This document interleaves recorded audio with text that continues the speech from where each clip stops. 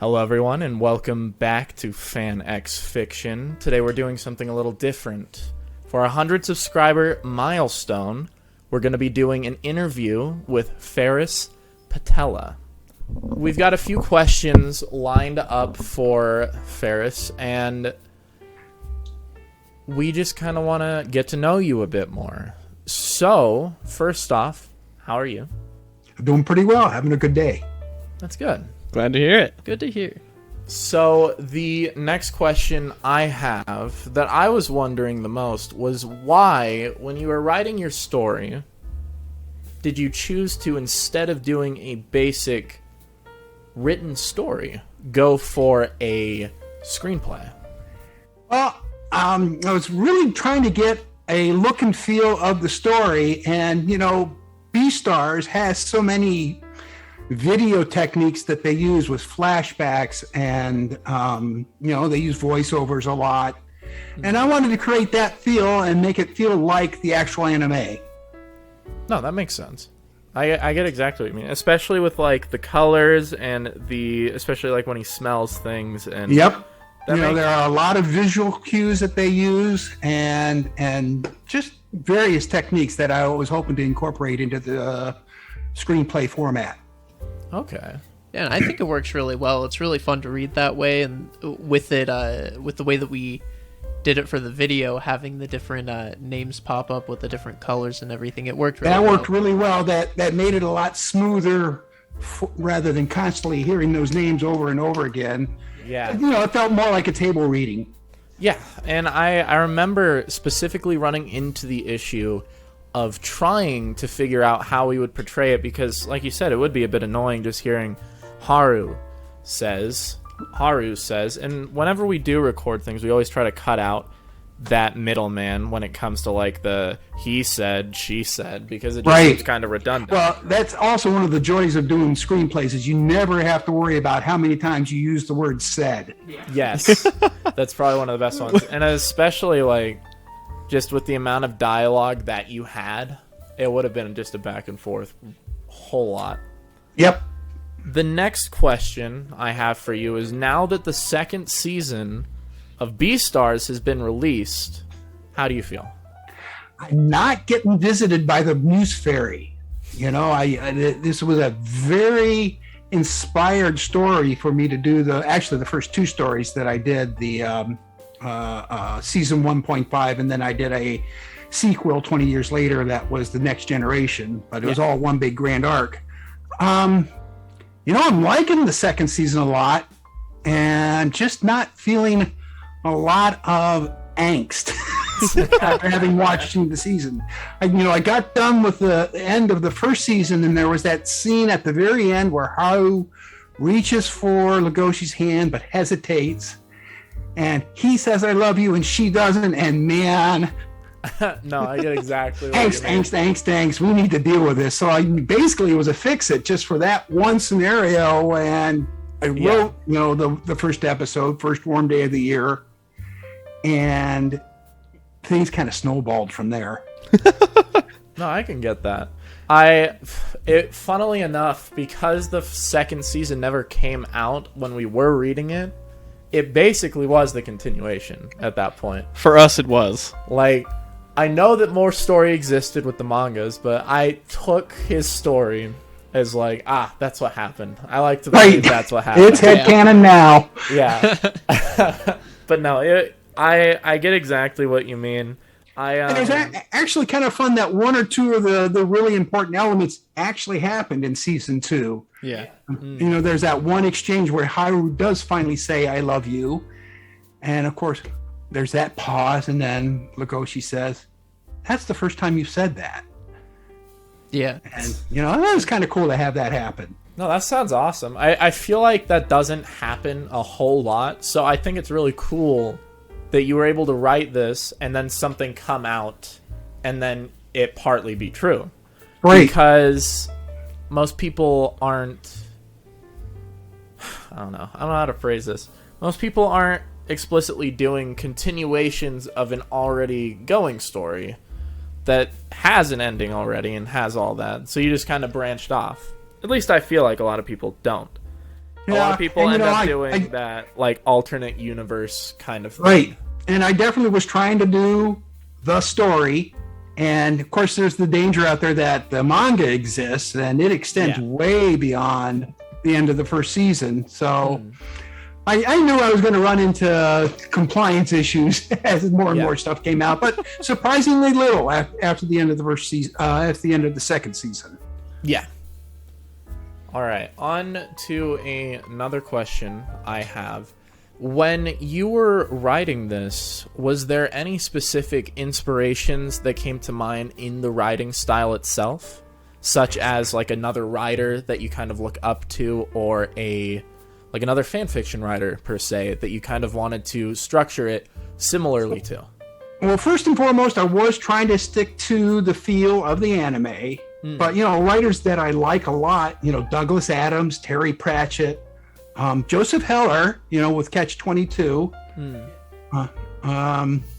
Stephen Jay Gould is actually an essayist who does these wonderful, convoluted analogies. And when he's trying to, get across, he does science essays. And he starts off with science, but then he takes off into philosophy or sports or art and ties them together in this kind of convoluted package that, the way he circles back to stuff was, I think, something I like to try to emulate. No, I can get that. Yeah, that sounds nice. I did notice that there was a lot of detail, especially with the way that you did things as well. That's something I wanted to talk about as well. Because one of the comments you did mention was about the plants, specifically in the beginning. And it got me thinking on specifically how much research you put into this before you wrote it. Well, I did a count one time and, bundling up, watching here and there. I think I've watched the series like a couple of dozen times. Because, I was checking for continuity while I was writing this story. I did a lot of stuff with the soundtrack and also a lot of my Photoshop edits and things like that. So I was constantly doing that. I had a complete log of every music cue in the show that I did. So, but in terms of stuff outside, making sure, I was making sure I was throwing in some Japanese culture in there because I wanted to have that mix that it was from the anime. So, I tried to mix the food up, for example, so it wasn't all American food and, some other cultural references. Of course. I really loved the attention to detail, especially on the little sections, like little head notes above. I can't think of what you call it. It's like when you're setting the scene. All of the descriptions that you have in there were so amazing and very vividly painted out a portrait in my mind that it was very easy to just imagine the show, just how it's animated, how the scenes look, what's where. I'm not good at talking, but No, I get what you're saying. basically, I loved it. Yeah, it made it really fun, especially as the narrator, to read out an entire scene from the get-go, and everything else is just kind of action after that. I don't know. It was a really fun experience I haven't ran into reading other stories so far. Well, one, I think, it might have even been why you guys kind of went with that story first was because it was a screenplay, and that really gave you guys a chance to work together on a project. Yeah. And made it easy for you to kind of divvy up who did what. But also, I getting back to the theme, I wanted it to be like the series as much as possible, and probably a lot of the vivid nature of that is because I was tapping into things that were in the series and using that as a shorthand for readers to be able to picture it very easily. And then I know that you wanted to ask about music in particular. Yeah, because we didn't end up using it, but you still were talking about it, and we just had a few questions about that. Sure. Yeah, so specifically, I guess first off, like technically, what do you use? Do you use like a DAW? Do you record instruments? I got what would be a DAW kind of patched together between 2 or 3 different programs. I'm still kind of setting up my digital end of my studio, and I've got, I'm out actually shopping for real DAWs at this point, but I have a separate, sound recorder. I have a separate synthesizer and sampler program, and a separate MIDI editor. So those are kind of awkward, but I'm pulling them all together. And I'm also doing a lot of acoustic stuff as well. I can't imagine trying to put all that together, because I just use whenever I do anything, I just use one DAW and one DAW only. I can't imagine trying to piece it together like a puzzle, having things all over the place and put it together. Yeah, it's all software that I was familiar with from for a while now, so it was less of a learning curve than starting with a new DAW. But I've got a DAW that I've got my eyes on. I'll probably be getting it in the next couple of weeks, and I'm using Native Instruments for the all the synthesizer stuff, their samples and their synth constructions, and it's gorgeous stuff. It's just so expressive and so intuitive to get it sound like very real session musicians. Yeah. What DAW are you thinking about getting? I'm looking at, just because it's the cheapest thing out there, Reaper, I believe, is the name of it. It's been a while since I've looked at it, but it's not as fully integrated with the Native Instruments stuff, so I may actually pop for some money and get a more full-fledged DAW. Yeah, I've only used Ableton, but I really do like it. I would definitely. Okay, well, that's worth knowing. And they have their free versions too that you could always test out first. Yep. It outstanded me astounded, not outstanded. When we first read it and we kind of delved a bit deeper into what you did and kind of the stuff that you've created, and saw just how much effort and work you put not just into the story but as well the music and then those edits that you've made. It was probably one of the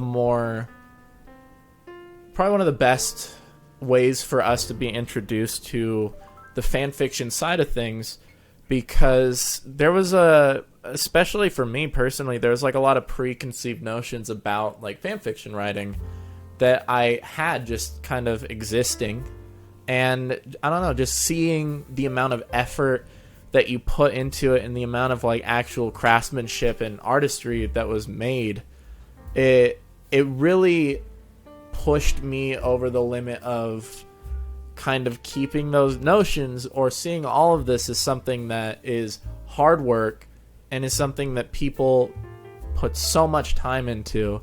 And it shocks me that more people are not kind of brought forward from the fan fiction community as actual like authors. And I wanted to know what your feelings are on how people view the fan fiction community, as well as how you feel people around you view you as an author. Well, first thing I want to say is that, you use the word effort there several times, and boy, that just doesn't convey what it feels like. It is just a sheer joy to do all that stuff, and, it keeps me off the streets, so that's a good thing. But, spend time in B-Star subreddit, and man, there's a crap ton of talent there. And, there are other musicians, but certainly tons of artists and just all sorts of fanfic writers. And there's some real quality stuff coming out of there. There's a lot of chaff too, but you sift through that and get the gems out there. But I don't know how fandoms go in general. You read on the fanfic site where there's gatekeepers and whatnot and other fandoms, but man, it seems like a very welcoming fandom in the B-Stars community. It just astounded me how welcomed we were when we first posted on that Reddit, because I remember we posted the original one asking people if we had permission to read their stories, and we wanted to put them out there and take it as seriously as we could, and just the amount of support that was pushed in our direction was insane. I remember waking up like the day after and seeing just how many people responded and how many people were actually like invested in specifically what we were doing, and it felt really welcoming. Well, one, the fanfic subreddit is a very welcoming Reddit there and very supportive subreddit.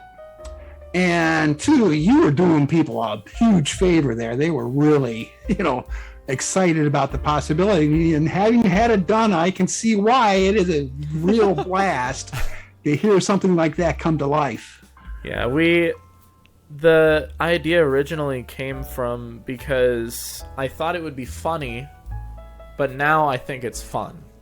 Yep. Because like I said, I had these notions about it, and hearing other people talk about fan fictions now, it's like a completely different situation for me, because I feel like I'm a part of it now, Yep. and I see the work they put in, and we've just done our first ever like written out thing that we've done, like a creative process, and right. I don't know, it was nice to see the support that people gave, as well as I gotta admit that when you guys first offered to do that, I wandered over to one of your other channels, and I think it was like you guys, just live streaming some gaming. I'm thinking, oh man, what is this going to turn out to be? Yeah. But then, it comes out and it's wonderful. You guys really did a bang up job with it. It was probably, I remember I spent around a whole week just setting it up from like front to back, getting everything perfect, trying my best to make something I was proud of instead of something that just gets shoveled out. And it's kind of been the standard for every video we do now, is having that setup, having this nice sounding situation that you can listen to and enjoy, because that's really what we want people to do, is enjoy stories for people. That's why it's Fan X Fiction. It's supposed to bring people closer to fiction, whether it be fan fictions or any sort, Well, the screenplay must have been one of the more complicated situations you had to set up. Yeah. Because, all three of you guys are going all the time. I'm going to pause you guys and ask you guys a question at this point. All right. Who read what? So I was the narrator, Jack. Oh, wait. And I is who? Connor. Connor, okay. Yeah, I was the narrator, Jack, and Mizuchi, right? Yeah. And I think that was... I have a note somewhere in my phone. Yeah, he has... We made a whole entire list because we wanted to do it right. So we sat down, looked through every single character we could find. I remember... what's the tiger's name again? Bill. Yeah, I remember we thought he was a character in the episode because he was in one of the headers. Or in one of the actions that were being done by one of the characters. So we sat there for like 15 minutes looking through, trying to find Bill's name. And we couldn't find it. And I was like, it has to be here somewhere. I remember we had just seen it while we were skimming through, collecting all the characters. And then it just went downhill from there until we realized, oh, he's not actually in the script. He's in the scene, though. Yeah. And it was fun trying to set up. The ballet rehearsal. Yeah. It was fun setting up who was reading what as well, because obviously all of us don't have that good of female voices. So we ended up pawning off a lot of them onto Cody. Yeah, I typically end up with most of the female voices because my voice isn't as deep as everyone else's, and it's a little bit more feminine. But I did Haru. Man, I can't even remember because Haru was the main thing that I don't think. The problem is when you end up talking to yourself. Yeah, no, that did happen. I remember Several that times. specifically happened. And that was a big reason I ended up putting the names in, because there was a specific scene where Sebastian was talking to himself, and there wasn't a lot of difference because we didn't have the skill set yet, or I still don't have the skill set. Understood what we were doing fully, so we just had him talking to himself, and that was a big that I gotta admit, like the first few seconds, I'm listening to it, and it was just a little jolting when I'm listening to Haru. I mean, I knew it was going to be a guy reading it, and felt ever so slightly pantomime-ish, but not bad. But man, by the time we got to let's say Haru saying, "I think you'd make a wonderful father," man, I was feeling it. And Legoshi was great out of the gate too. And I've told you guys before that I'd lose it every time I hear Mizuchi. Speaking But of getting which, back to talking to yourself, you guys know who Mel Blanc is? Yeah. You're right. He's the guy who did all of the Warner Brothers Bugs Bunny cartoons. Oh yeah. And he did all that stuff on the fly, right? He wasn't recording each voice separately.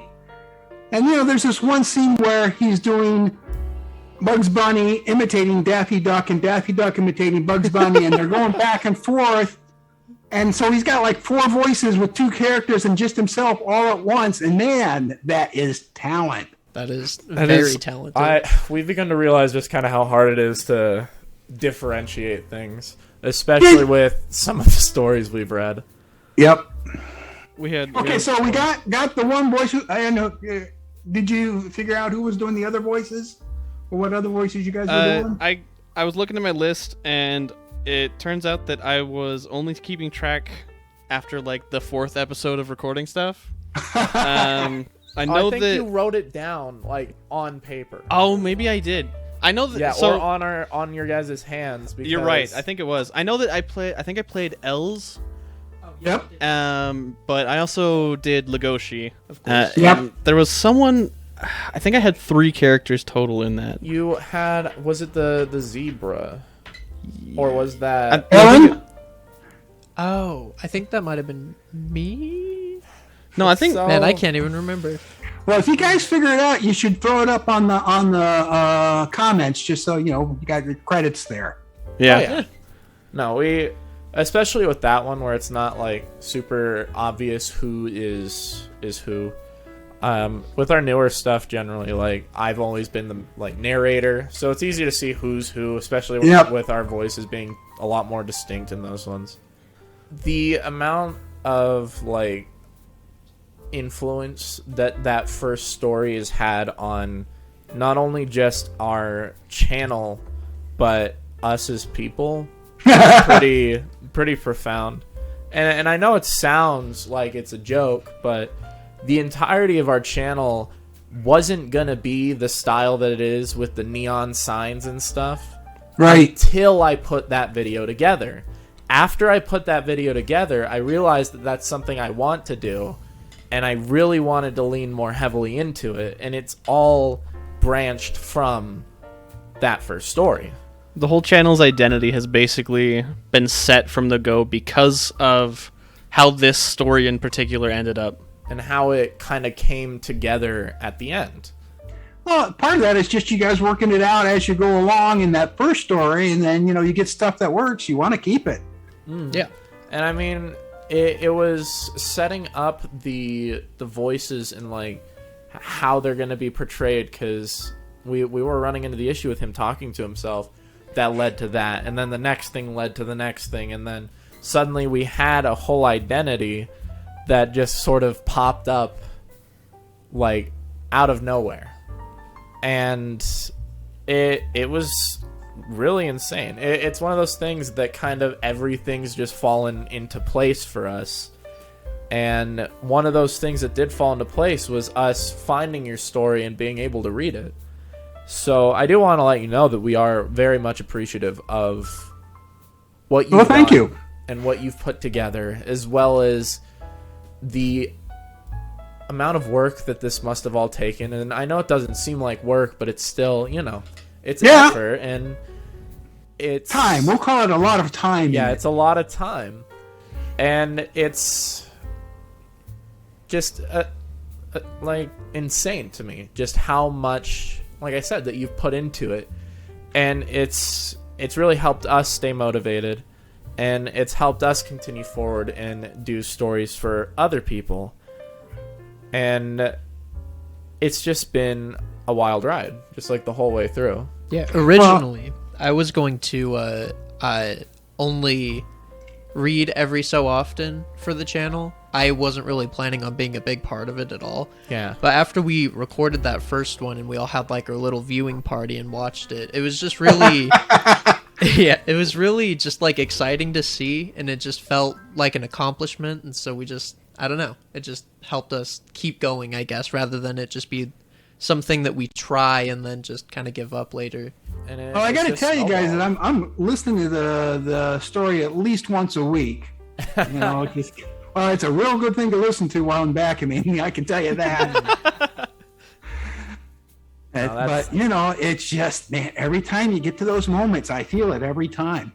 We've, especially because I'm generally our editor, I'm the one who puts everything together, and there is a lot of moments where I feel like it kind of hops from just being a story to acting and having that scene where you're like feeling it and you're in the moment. And I felt especially with yours that it was very easy to like fall into it because there wasn't a lot of stuff going on. It was just two people talking, and a lot of that helped from the screenplay. And like you were saying, it really did help visualize that style that the animators went for and the story writers. So it was really well written. That was one of the first things that we did notice, was that we were kind of shocked at how well written like a fan fiction was. Well, it's kind of funny because I really do not consider myself a writer. My significant father is a professional writer. Oh. And you know, they've done some beta reading for me, and you know, I'm a serious professional writer. You know, won awards and stuff like that, both in fiction and nonfiction. And even in the level of just being a recreational writer, God, you know, this is the only thing I've written, and the only thing I wrote it is just I was so seriously inspired by the first season that I felt like I needed more. I felt like I needed that fix it. That I don't even consider myself a serious fan fiction writer. It's more of just a serious Beastars fan. Boy, yes. You know, Beastars, especially that first season.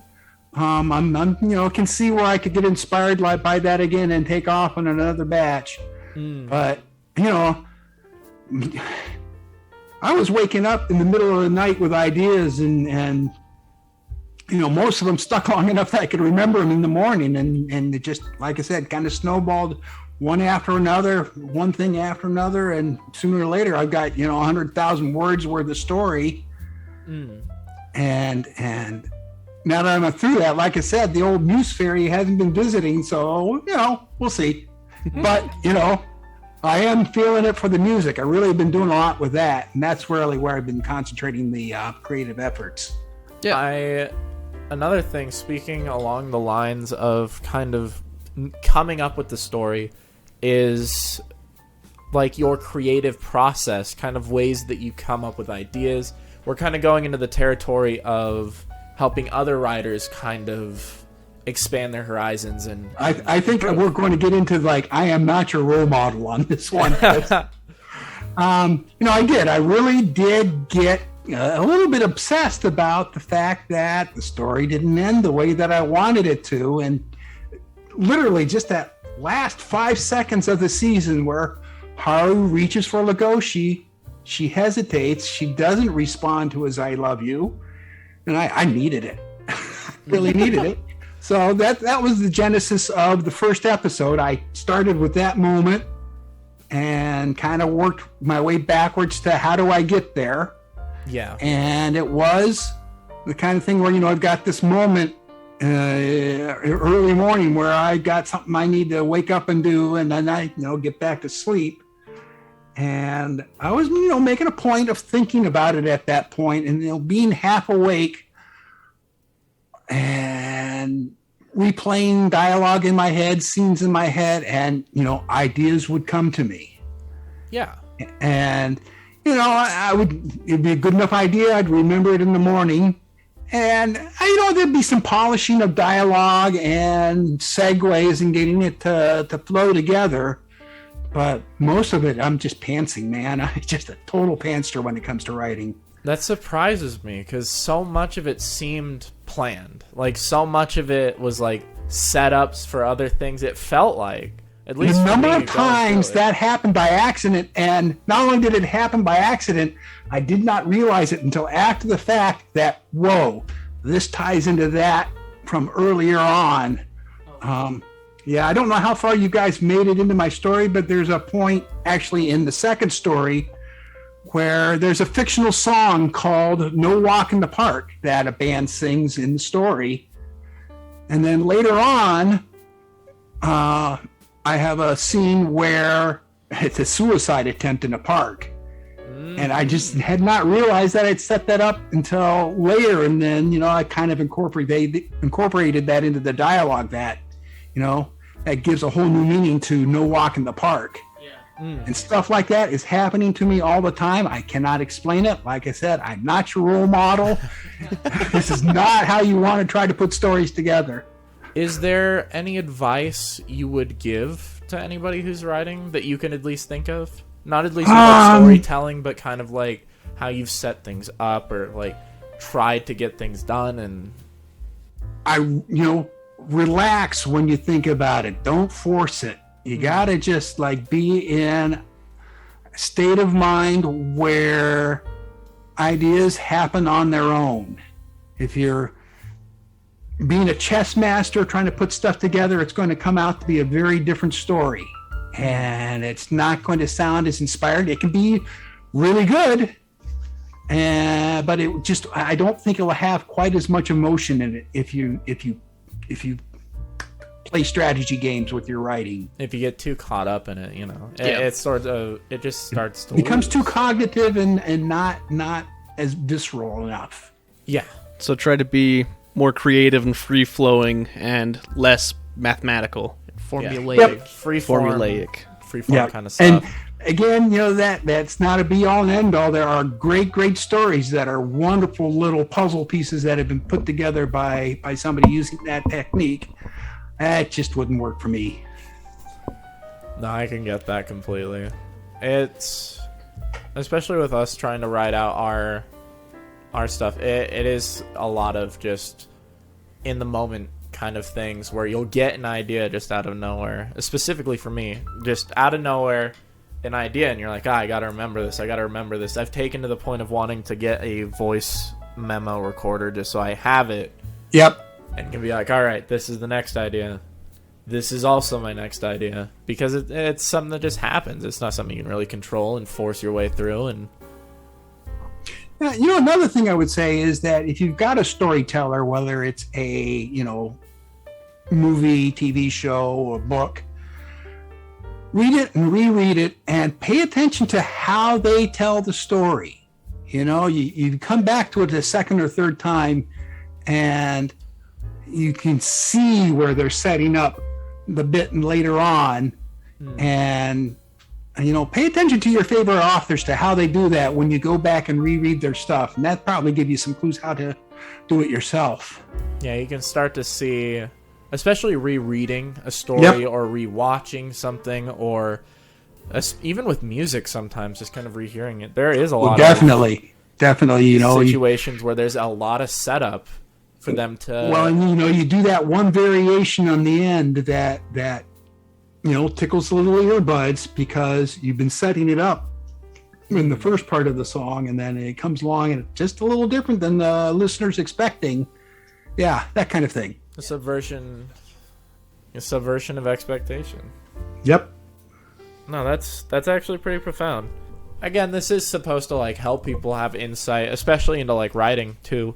Because that's kind of as well where we've wanted to gear our channel to kind of help people improve, not just as fan fiction writers, but in their thought processes when taking in information and anything like that. But no, I actually am really enjoying the conversation, and you do have a lot of insight. One of the things I see that distresses me a little bit in the fanfic subreddit is that people worrying about stuff. I man, can if see you're that. worrying about it, you're not doing it right.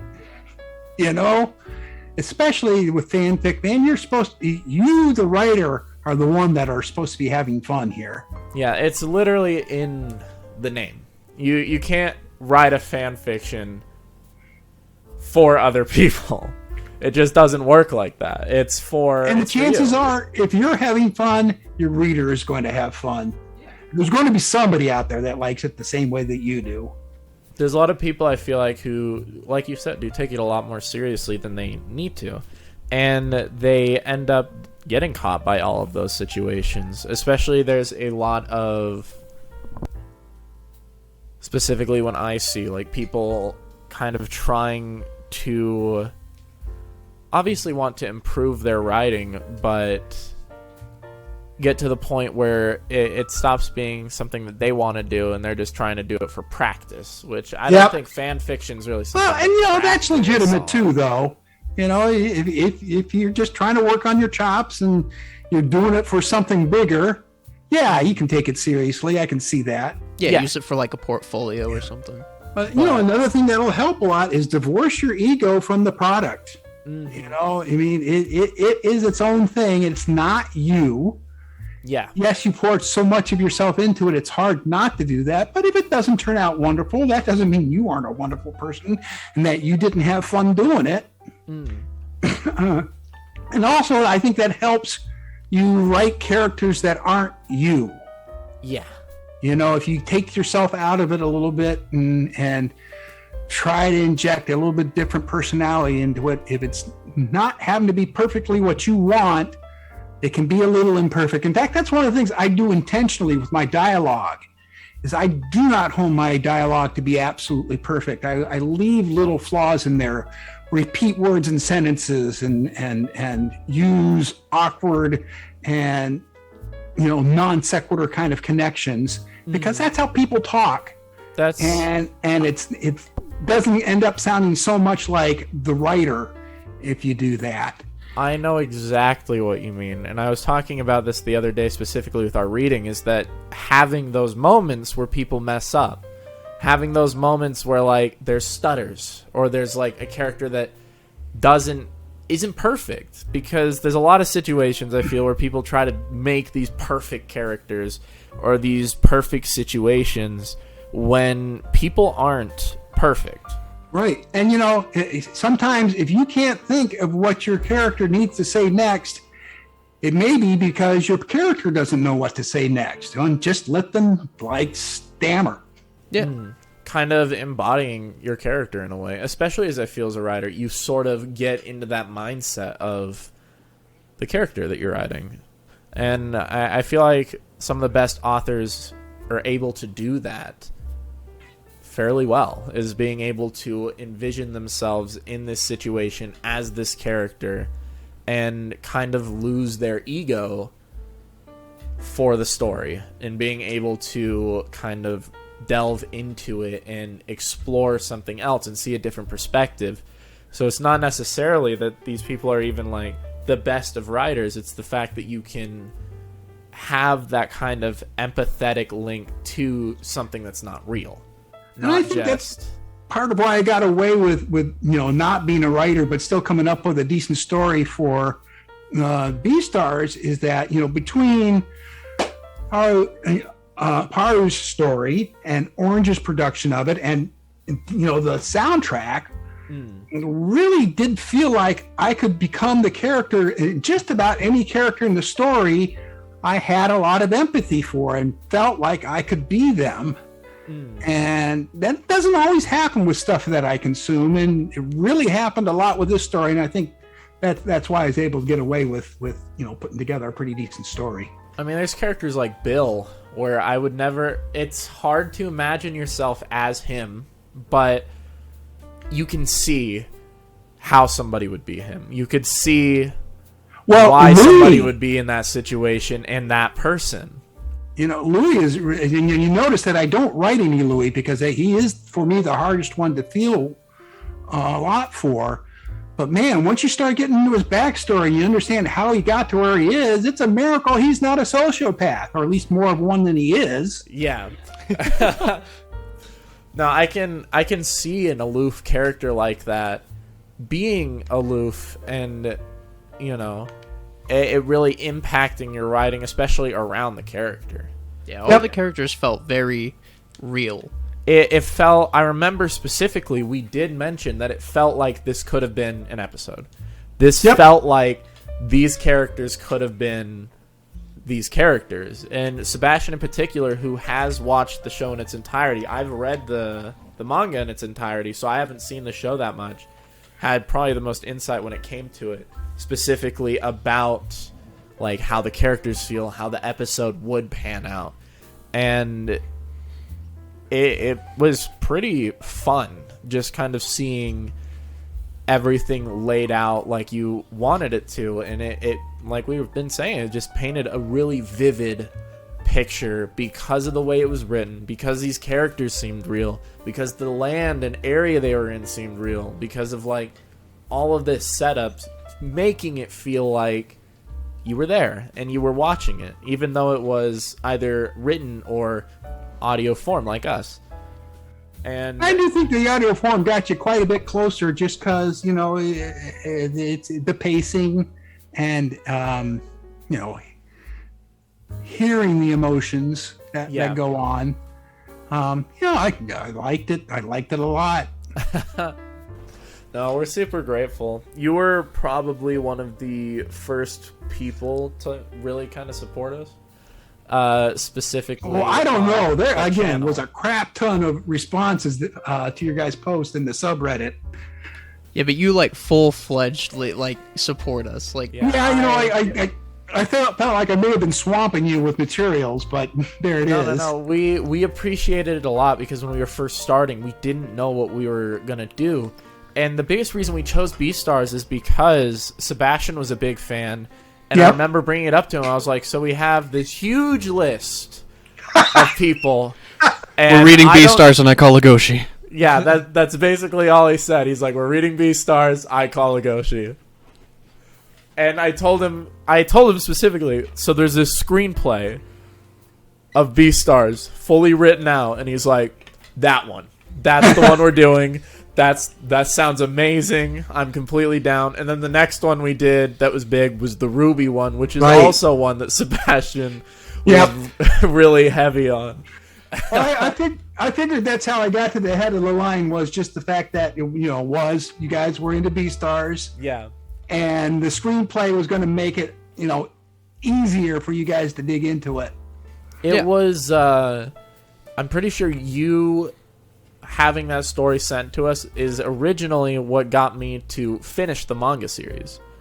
Yep. Because I kind of stagnated on reading it, but then having gone through it all, I was like, oh, I should go back.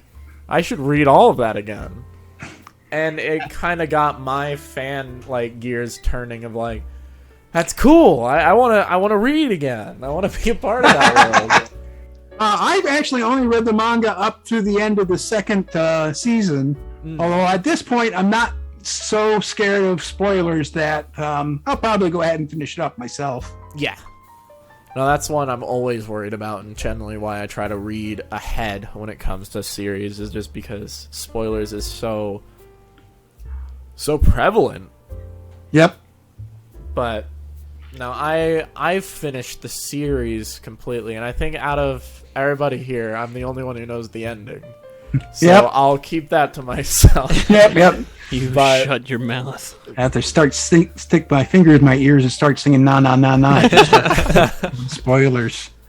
But another question I did want to ask was, is there any other people in the fan fiction community that you know of now and are like friends with or on friendly terms with, or other authors that you personally communicate I certainly with? have several authors that, you know, we're pal around with in the subreddits, both in the Beastars and in the, you know, Juno fan club Reddit.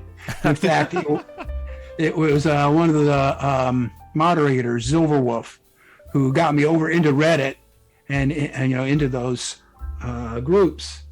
And you know, it's a really supportive group. I gotta admit that I've not read anybody else's fanfic, just again for that fear of spoilers more than anything else. And it's why I do want to finish up the manga, so that You I've be read it, more and then included part I of can the go back and community. read all this fan fiction. There's a couple that sound really, really interesting. Yellow Spots is a bunch of shipping of Sheila and Jack.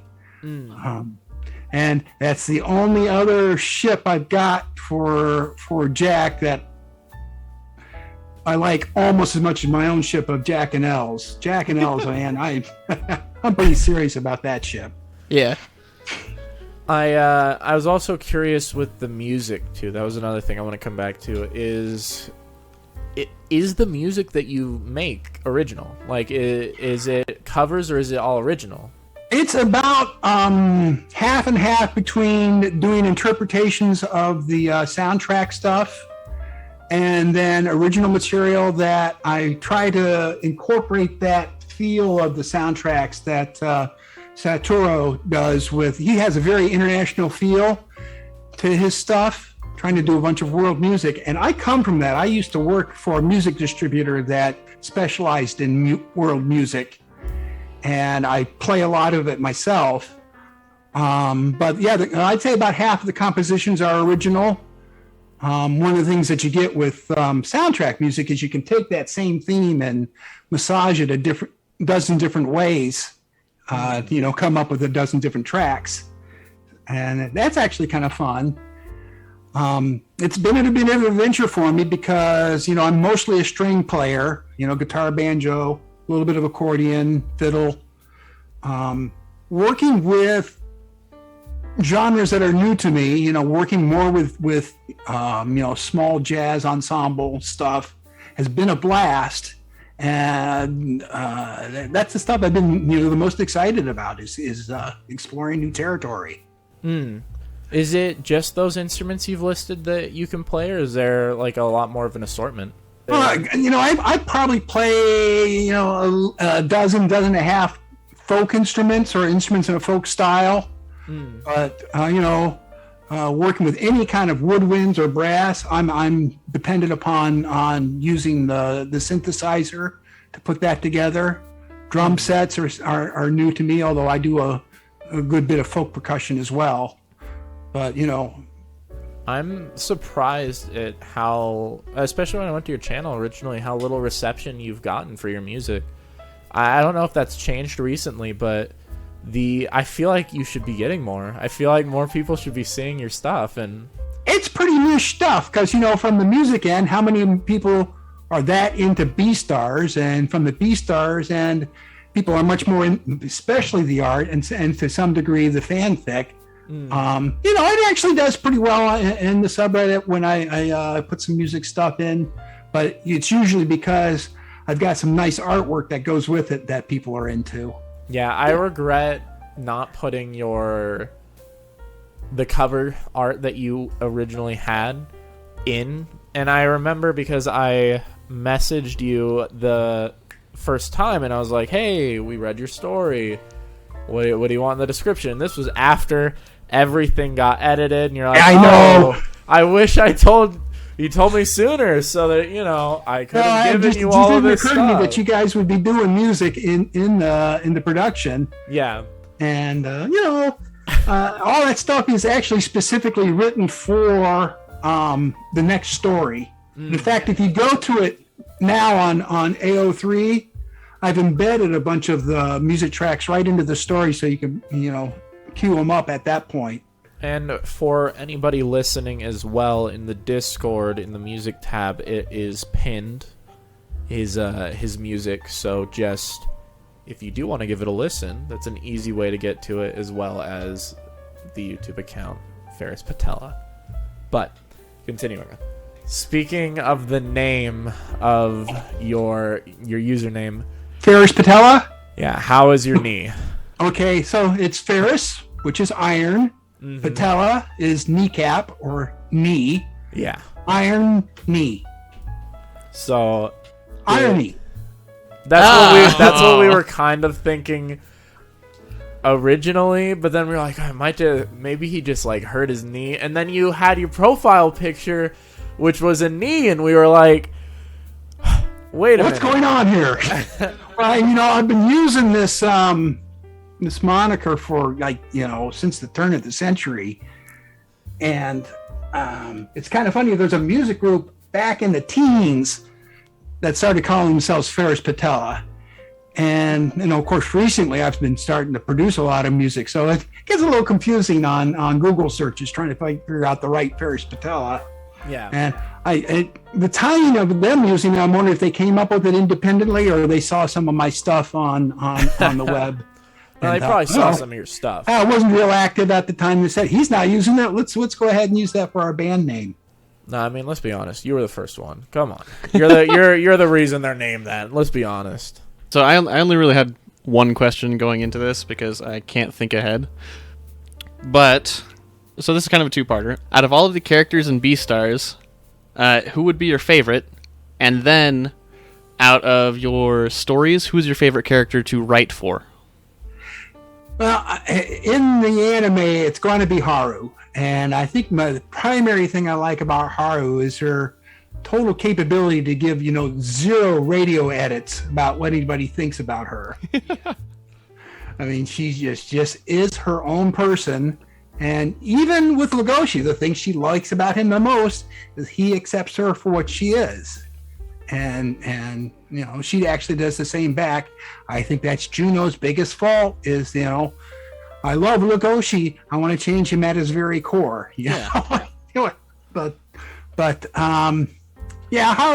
going to be my favorite. And that's not counting my OCs, Yeah. Always got a place in the heart for the OC. Special for them. Gosh.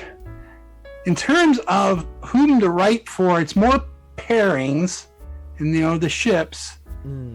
And Haru and Legoshi just, they've got a complicated thing going on, and I do less of the talking past one another than in the series, and that's a little bit of shortcoming on my part. It's just a little too perfect. I could make them not be quite the perfect couple that they are in my story. Actually, I do better with that in my sequel with my original characters, where I have a pair of sisters who don't always quite see eye to eye. Yeah, we're excited to continue further reading the story, as well as further posting, because we do have plans of making more. It's just, but man, you've got so many things to choose from that I figure it's going to be a year or two before you get back to doing more episodes of stuff that you've already done. We feel so bad because we got so many people who wanted their stories made that we want to get to everybody, but obviously we can't. There's like only so much that we can do, and especially with each one having like 45 chapters here or like 80 chapters here, it's just impossible to get anything done when it comes to stories. There's very few one shots that we've ran into. A lot of them are always the I'm guilty. Multiple chapters, but we do have plans actually within the next bit to read more of your story and post it. So we've come to love the ships, especially with some of the ones we've read. I have to get a better female voice because I'm pretty sure I played Els. Yeah. You gotta get Els was pretty good in the first episode. I don't think you have to tweak it too much past that. Just make it sound a bit different than Legoshi. Just pad. What? I can't be Legoshi and Els Legoshi. Yeah, no. That must have been an awkward conversation. But it was fun nonetheless, like just putting it all together. I remember the Legoshi scene where he's talking to himself. That was my favorite scene. I know. I felt really cringy though reading it because I felt like, I mean, so did I, but it was so fun. Yeah, I felt like really the fun. edgy character when I was reading it, and then I listened back on it and I was like, I sound like an edgy character, which I know is what we were kind of going for, but there was a lot of scenes where me personally, I was sitting there reading it like, ooh. I do wonder what the original screenplay calls that character. I just came up with Legoshi on the fly. Yeah, it works. Yep. what does the stand for, if you don't mind? me asking? Is primal, the primal language, I think it's called but anything dash is the primal version of that thing. That makes Interesting. sense. That's actually a cool little fun fact. Nice little tidbit. There you go. Is there any fun facts you can think of, especially when you were... Fun fact. I actually have some notes here. Oh, But I actually think I got to some of them, just about how some of the stuff that circles back was not intentional. That was a very fun part of doing it. But I think I've given you a couple examples of that already. Yeah. Like with the walk in the park. Yeah, the walk in the park thing, but that's way in the future in the story. So, but yeah. But I mean, as far as reading goes, I think that first episode, would that take us like 3 hours to record? I mean, it came out to Well, be that's like not bad. came out to be like an hour-long recording, right? Yeah, Right? but most It of was- the time was just me messing my lines up Yeah. specifically. We've come to learn that some people here... Me.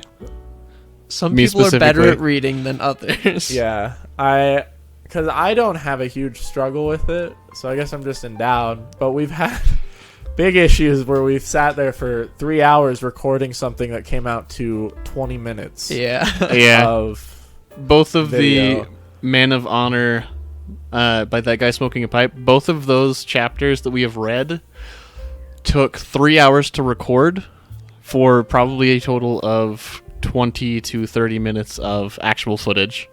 Yeah, that doesn't surprise me at all. It's a lot more work than you think it is going in. Yeah, Oh, it yeah. sure is. Yeah, I have to give a round of applause to Connor because the way that he's just able to narrate all of this without pre-reading it absolutely man. amazes me. Because I go into those and I'm narrating those, I struggle every time. Yeah, I don't know how voice actors do it cold. I just, certainly the narration in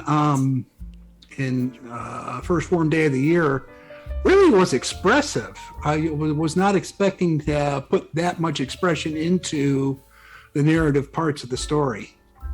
I wanted to set like precedent that we were serious, so I was like, I'm gonna be serious. I'm gonna go serious. This is serious. I mean, what's the fun of reading a story if you're not trying to act it out anyways? Yeah, certainly you're going to pour it into the dialogue part of the story, where it would be very easy to slip into the narration is just kind of bookkeeping, and you don't need to pump a lot into it. With the Mizuchi voice. My favorite. That is my favorite. Although I'm very fond of Juno, especially when she's saying bye. That's the second version of that voice. Yeah, heard you had to tone it down some. Yeah, I had to. I had to tone it down a lot.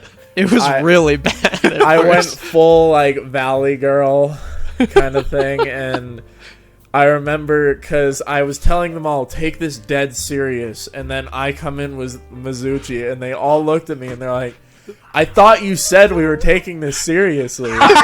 If you got the raw tape of that, I want to hear it. I'm sure we do, don't we? We've kept audio for every single one of these because there's going to be one day where we're going to put it out there and it's going to be like, yep, Outtakes. I want the outtake reel. that's all. That was us. That's why on the like 2 that I've edited, I try to put in some bloopers at the end. But there's just so much, man. There's so much of us either messing up, especially with that first one. There was so many times where Cody would read a line and just stop midway, and he's like, that one didn't feel right. No, Another not even line. that. He'd be reading a line and his brain would just stop. It's the same thing that I did on the last one we recorded. Yeah, Where I'd be it's reading just- it perfectly Yeah, you'll fine. read It it. would just stop. You and just then you just I forget can how to relate to read. that so much. That's why I'm warning you guys. Maybe you don't want to have me read. The one I mess up on all the time is improv because we've had... that's something we forgot to do. And something that we spent a lot of time doing with yours was the disclaimer at the beginning of the video where we were like, we don't own the... So we had that disclaimer at the beginning of the video where it was, we don't own the B-Stars Right. trademark, neither does the writer. We don't own the rights to this story. It's all purely their story. It's all fictitious. But I improvised that entire thing. And I struggled so much just to get that down. Like, I can read everything fine, but when it came to setting that up, I had to have Sebastian be like, you should say this next, and this next, and this next. And I ended up writing out an entire sheet that I was like, this is what I'm reading. This is exactly what I'm reading. This is what I'm going off of. But that improv stuff is probably the hardest for me. And a lot of what our channel is now ended up being improv, with the parts of like the endings of our videos and the beginnings and the cold openings into it. I was wondering if actually any of your campfire stories had some improv, working your way into it. Yeah. That was... It was fun. Those were fun sessions. We just like sit on the couch in the living room And pretend we're around a campfire. yeah. Right. It was a lot of fun because we tried to do a whole lot with sound effects. With the first one, we brought out the ukuleles, and it felt like really nice to have the music and it felt like everybody was The just really like bad hanging out. ukuleles. and that's what we were going for again, like with like characters that just kind of mess up. We didn't write out these characters; they just were there. Right. And a lot of the improv I regret. And it's not because the improv was like bad, it's just because I feel like the story could have been way better if we did this or this. But no, setting that whole thing up was a long process that started probably in...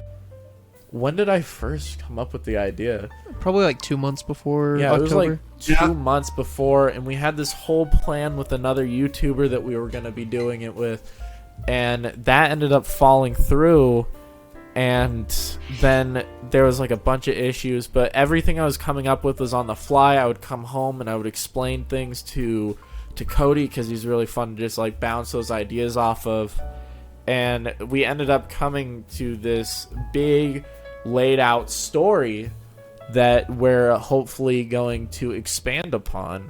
And like you said, just kind of, it's something you get obsessed with and you just don't stop thinking about. But once you finish it up, it's like, whew, that's done. Now on to the next thing I wanted to try doing. Specifically for me. And fun fact, we had actual marshmallows, and they were actually bad. Yeah. On the end. The first episode, there was actual marshmallows. And they were stale. They were some stale marshmallows. Yeah, you got to grill zucchini. Grilled zucchini? Grill zucchini. That's one of the lines from First Form Day of the year. Is that? Oh, that's right. You're a very interesting person. Like, Oh, geez. You know what? One of the notes I made was stuff I've done.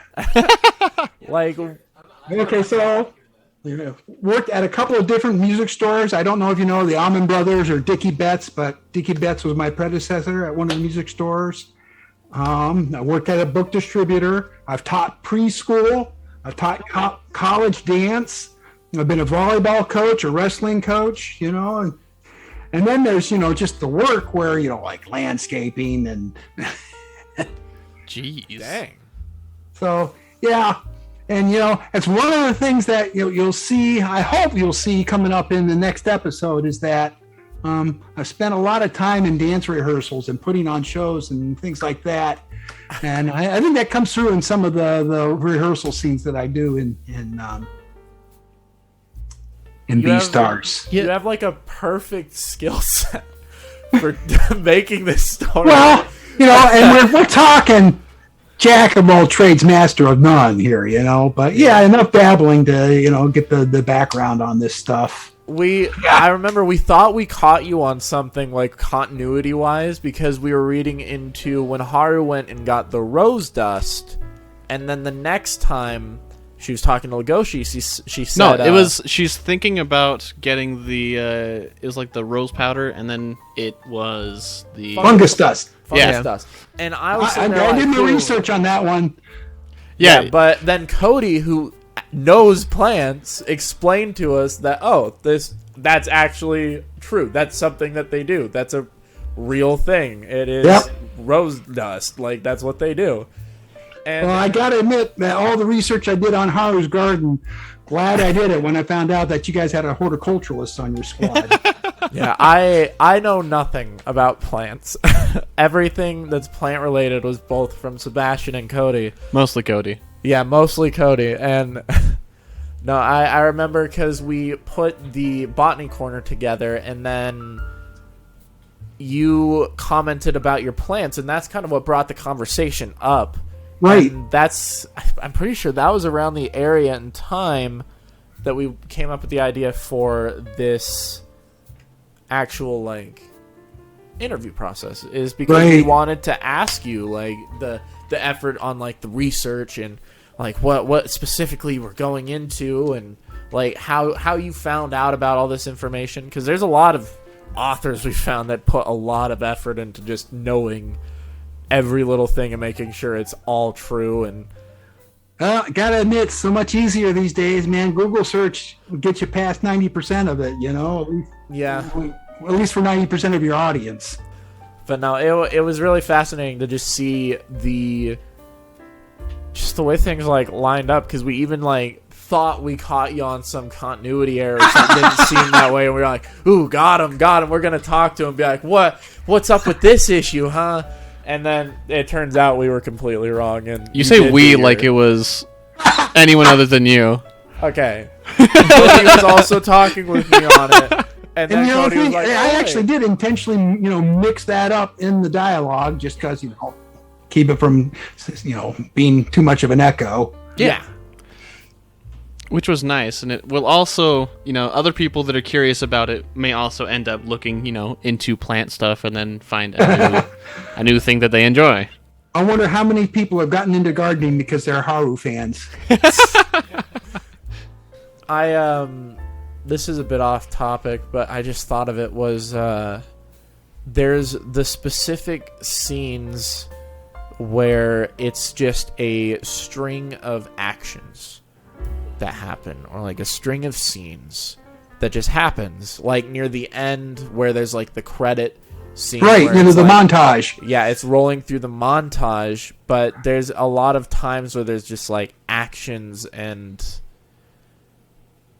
the way those lined up was really interesting to me. Like, I don't have a lot of stuff that I can say about it specifically, but just hearing it was trying really... to do a couple of things with that. I was trying to wrap up, a couple of little open threads, and hint at a couple more threads coming on in the next episodes.